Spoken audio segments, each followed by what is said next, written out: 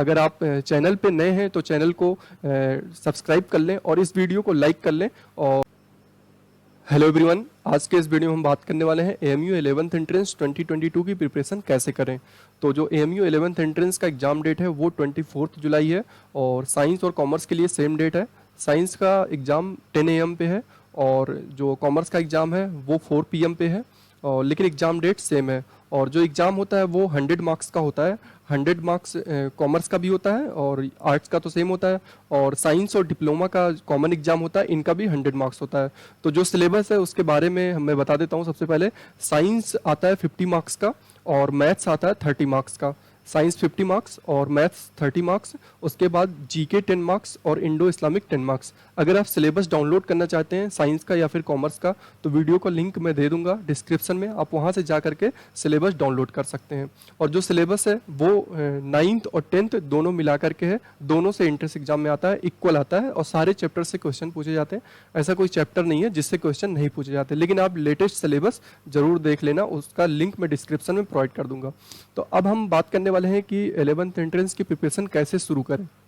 तो सबसे पहले आपको क्या करना है कि बहुत से स्टूडेंट का तो बोर्ड एग्जाम ओवर हो गया है, तो उनकी 10th की प्रिपरेशन तो अच्छी खासी होगी और 9th की प्रिपरेशन हो सकता है नहीं हो।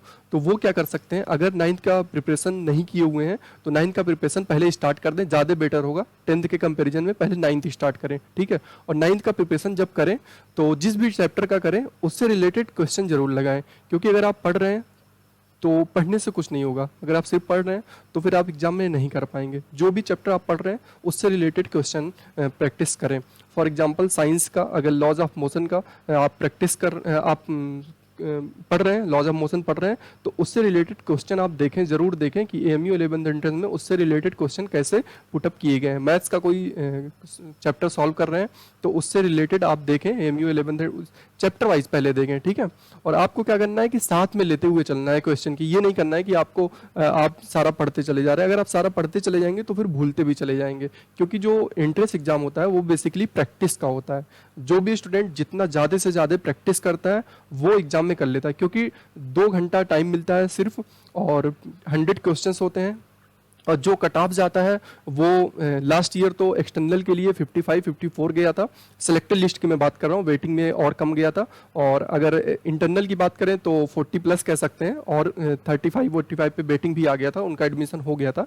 लेकिन हमें जो है जो प्रिपरेशन करनी है वो 60 प्लस मान के करनी है एक्सटर्नल स्टूडेंट को, एटलीस्ट 60, ठीक है, एटलीस्ट 60 मान के प्रिपरेशन करनी है। और इंटरनल को कम से कम 50 मान के तैयारी करनी है। लेकिन हमारा जो टारगेट होना चाहिए वो ओवरऑल 80 प्लस होना चाहिए। 80 से नीचे नहीं सोचना है, क्योंकि अगर आप 80 से नीचे सोचेंगे तो फिर आप वहाँ पे मिस्टेक करेंगे, और जब मिस्टेक करेंगे तो फिर आप अचीव नहीं कर पाएंगे, 65-70 अचीव नहीं कर पाएंगे। तो 80 जब 80 प्लस टारगेट करेंगे तो फिर आप अचीव कर लेंगे, 65-70 आप अचीव कर लेंगे। तो सबसे पहले क्या करना है कि सारा एक चैप्टर आप पढ़ना है। चैप्टर पढ़ने के बाद फॉर एग्जाम्पल साइंस का अगर पढ़ना है तो साइंस का कंसेप्ट क्लियर कर लेना है, ठीक है। आप कंसेप्ट कैसे क्लियर करना है, एनसीईआरटी से तो बहुत इनफ नहीं है कि एनसीईआरटी से कंसेप्ट क्लियर हो जाएगा। इसके लिए आप क्या कर सकते हैं, अगर आपके पास नोट्स है तो बहुत अच्छी बात है, और जरूरी नहीं है कि एएमयू 11th एंट्रेंस के लिए नोट्स के लिए आप बहुत परेशान हो जाए। नहीं, आप सीबीएसई का जो भी नोट्स अगर आपको समझ में आ गया है तो बहुत इनफ है। अब आपको क्या करनी है कि प्रैक्टिस करनी है, ठीक है। प्रैक्टिस करने के लिए आपको क्या करना है, साइंस के लिए प्रैक्टिस करनी है तो आप एएमयू 11th एंट्रेंस का चैप्टर वाइज ले सकते हैं। शुरू में चैप्टर वाइज प्रिपरेशन करना है, और बहुत से स्टूडेंट ईयर वाइज ले लेते हैं, फिर उसमें क्वेश्चन सर्च करते हैं उस चैप्टर का। ऐसे नहीं करना है, हमें चैप्टर वाइज ले लेना है और उससे रिलेटेड क्वेश्चन प्रैक्टिस करनी है। तो इसी तरीके से हमें चलते रहना है, और जीके और इंडो को भी पैरेलल में लेकर के चलना है। जीके के लिए सिलेबस क्या है वो सब मैं लिंक में डिस्क्रिप्शन में दे दूंगा, आप वहां से जा करके डाउनलोड करके देख सकते हैं कि जीके का सिलेबस क्या है और इंडो इस्लामिक का। और इंडो इस्लामिक के लिए कौन सी बुक प्रेफर करनी है, इसके लिए मैं 1-2 दिन में डिस्क्रिप्शन में लिंक प्रोवाइड कर दूंगा कि कौन सी बुक प्रेफर करनी है।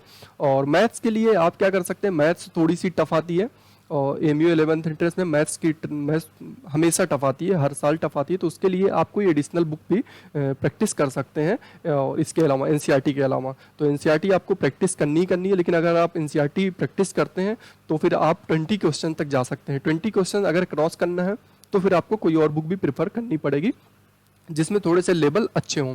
और मैथ्स का क्वेश्चन एग्जाम में इसलिए भी नहीं हो पाता है क्योंकि मैथ्स का जो पेपर क्वेश्चन आता है वो थोड़ा सा लेंदी होता है और टाइम उसमें चला जाता है, टाइम कम होता है, और साइंस में टाइम कम लगता है। तो मैं स्टूडेंट से ये कहूँगा कि अगर आप साइंस पे ज़्यादा फोकस करें तो I think entrance exam crack करने का एक बहुत ही इजी और शानदार तरीका है। साइंस में अगर आप 40+ स्कोर कर ले जा रहे हैं तो फिर बहुत ही अच्छी बात है, और क्योंकि साइंस में टाइम कम लगता है और अगर आपको पता है तो आप कर ले जाएंगे, अदरवाइज आप नहीं कर पाएंगे, ठीक है।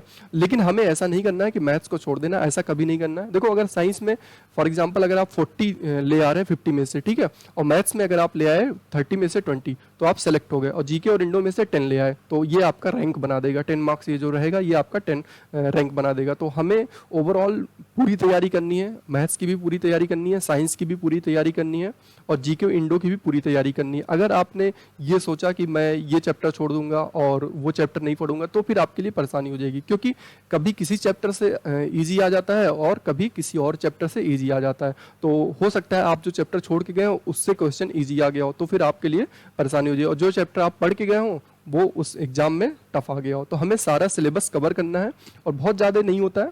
और जो स्टूडेंट 10th की प्रिपरेशन थोड़ी सी सीबीएसई बोर्ड के लिए अच्छे से किए रहते हैं तो उनके लिए बहुत ही आसान रहता है। अगर आप कोचिंग ज्वाइन करना चाहते हैं तो कोचिंग भी ज्वाइन कर सकते हैं और उससे आपको थोड़ी सी हेल्प मिल जाएगी। लेकिन अगर आप कोचिंग नहीं भी ज्वाइन करते हैं और आपके पास पोटेंशियल है प्रैक्टिस करने की तो आप प्रैक्टिस कर सकते हैं। और अगर आप टेस्ट सीरीज ज्वाइन करना चाहते हैं, टेस्ट सीरीज ज्वाइन करने से क्या होता है कि टेस्ट सीरीज ज्वाइन करने से आप अपने आप को जज कर पाते हैं कि आप किस स्टेज पे हैं और कहाँ पे आप स्टैंड कर पा रहे हैं। तो आप अगर प्रिपरेशन कर लिए हैं 10-15 दिन तो उसके बाद टेस्ट सीरीज ज्वाइन कर सकते हैं। टेस्ट सीरीज का लिंक मैं डिस्क्रिप्शन में दे दूंगा। 11th एंट्रेंस की टेस्ट सीरीज की फीस जो है वो 500 है और उसमें पार्ट वाइज टेस्ट होंगे, फुल टेस्ट होंगे। तो फुल टेस्ट में आप अपने आप को जज कर लेंगे एग्जाम के पहले ही कि आप कहाँ पे स्टैंड कर रहे हैं, और आप अपनी गलती को भी पकड़ लेंगे कि आपकी गलती कहाँ पे है और उस गलती को एग्जाम में नहीं दोहराएंगे। क्योंकि ज़्यादातर स्टूडेंट अगर नहीं सेलेक्ट हो पाते हैं तो वो गलती की वजह से, क्योंकि बहुत से स्टूडेंट को आता है लेकिन वो एग्जाम में गलती कर जाते हैं। मेरा ही एक स्टूडेंट था और उसने भी यही किया था कि उसको बहुत कुछ आता था लेकिन उसने एग्जाम में बहुत ज़्यादा गलती कर दी, ठीक है। तो जल्दबाजी में गलती सबसे होती है। तो हमें क्या करना है कि ज़्यादा से ज़्यादा प्रैक्टिस कर लेना है पहले से ही और अपनी गलतियों को देख लेना है कि हम कहाँ पर गलत कर रहे हैं। तो सबसे पहले ये चैप्टर वाइज प्रिपरेशन हो गई। उसके बाद आपको क्या करना है कि ईयर वाइज जब चैप्टर वाइज प्रिपरेशन हो जाए सारा साइंस और मैथ्स और जीके एंड इंडो, उसके बाद आपको ईयर वाइज आ जाना है। एग्जाम के पहले कम से कम 10 से 15 साल का पेपर आपको सॉल्व कर लेना है और देख लेना है कि आप पेपर में कितने गलत कर रहे हैं, कितना सही कर रहे हैं। उस गलती को एग्जाम के पहले ही सही कर लेना है। अगर आपने एग्जाम के पहले ही गलती को सही कर लिया कि आप कहाँ पे गलत कर रहे हैं, आपसे कैलकुलेशन कहाँ पे मिस्टेक हो रही है, तो फिर आप एग्जाम में सेलेक्ट हो जाएंगे, ठीक है। और सेलेक्ट होने के लिए 60+ मार्क्स इनफ है, तो लेकिन आप 80+ का टारगेट करें। तो ओके स्टूडेंट्स, अगर आप चैनल पे नए हैं तो चैनल को सब्सक्राइब कर लें और इस वीडियो को लाइक कर लें, और अगर आपका कोई दोस्त है वो एंट्रेंस की प्रिपरेशन कर रहा है तो उसको भी ये वीडियो शेयर करें। Okay students, thank you.